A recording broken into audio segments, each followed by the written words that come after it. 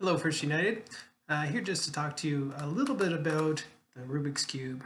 Now, some of you may have seen me playing with this in the halls of First United Church, and I really like these. I got one of my college friends, actually a longtime friend, but it was during college. I got him one of these as a gift.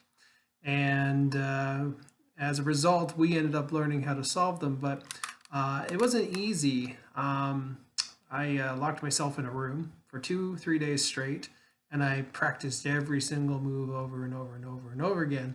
And it took me a long time to get it, but eventually I could solve it. Now, later in life, I was working at Indigo Books, and they have a kids department, toys and stuff, and they sold Rubik's cubes. And a lot of people would come up to me and say, can you solve this? And sure enough, I wouldn't do the whole thing, but I'd show them little tricks where you can like move around the centers and whatnot and fun. And a lot of people would say to me, oh, I can never solve that Rubik's Cube.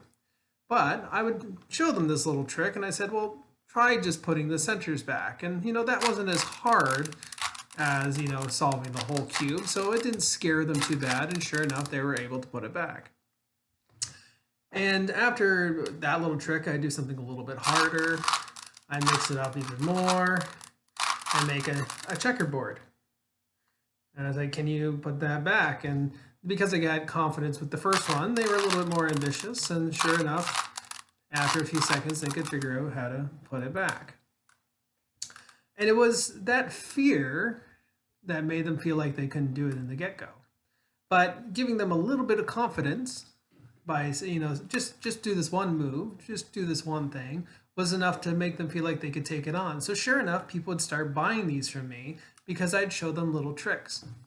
And life is kind of like that. Sometimes we need a little help, a little push to give ourselves the confidence on how to do something. And first, you just need a little step in the right direction, and that can, bear fruit. It can give us the confidence to move forward. It can make us feel like we're not a fool. Just a little bit of insight can do a lot. So with our goals in life, sometimes it is good to give ourselves those little steps, a little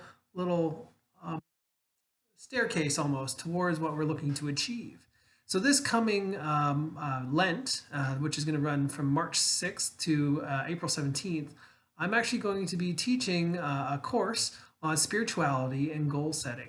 And I'm doing that because often in our life we may have spiritual goals, we may have personal goals, we have career goals. There's a whole spectrum, health goals that we're trying to accomplish, but sometimes we just don't know how to. And even if we know how to, it's hard to take in or envision all those steps that may be required. So often the first thing to do is to lay out those steps and just come up with one little basic step that can give you the confidence to tackle the rest. And set yourself also up with some tools and some prayer to help you, navigate that terrain. And it's a good thing. It can take you from, a simple game to your career or your faith life and really help you develop as a person. So if you're interested in checking that out, that is Wednesdays from 10:30 to noon, and that will be in the upstairs lounge here at First United. So if you'd be interested, it runs 7 weeks, and it'll be hosted by yours truly, and I hope to see you there. Take care, and God bless.